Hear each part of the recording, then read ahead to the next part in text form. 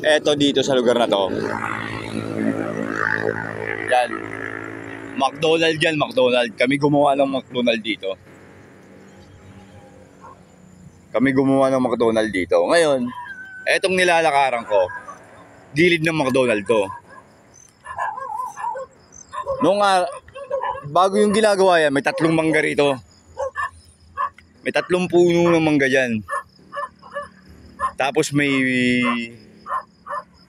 kubo dyan. Hindi. Itong ano na to, hindi to, kakatayo lang na to. May kubo dyan. Ngayon, sa 3 puno na yun, nakatulog ako dyan sa gitna. Tapos, may babaeng dumating na nakapalda, na nakaitim, na maputi. Ngayon, mamaya bigla akong ginising ng kasamahan ko. Kasi nakatulog na ako, di ba? Bigla akong ginising ng kasamahan ko. Pagising sa akin ng kasamahan ko, punta ka dun sa, may kubo. Kunwari, may kunwaring nagsisex dun. Na caretaker ni Mayor yata yan. Caretaker yata siya ni Mayor. Yung kunwaring nagsisex dun na dalawa. Yung yung bilog ng mukha.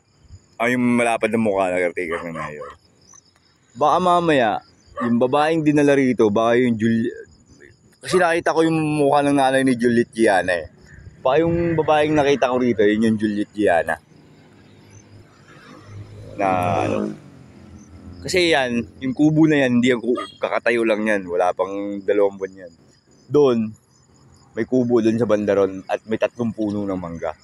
Nagtaka ako kasi, yung caretaker nila, pinupuntahan ng babae, nagpapagahasa. Baka mamaya, akala yun yung nanganak ng twin. Pero, nasubukan naman nila, di ba? Hanggang ngayon, ewan ko kung may lumabas. Mga taga Grand Riverside, nagpapagahasa din sa kanila. Sa kanya. Yan, dito sa McDonald na to. Kasi nagtrabaho ako dito, kaming gumawa ng McDonald na yan. Yan. Kaming gumawa ng McDonald na yan. Pero habang gumagawa dyan, pinapagod nila ako. Tapos ngayon, yung pagkain na nagtitinda rito sa gilid, pampatulog. Tapos doon ako natulog nagpahinga sa puno ng mangga. Makikita nyo sa background yung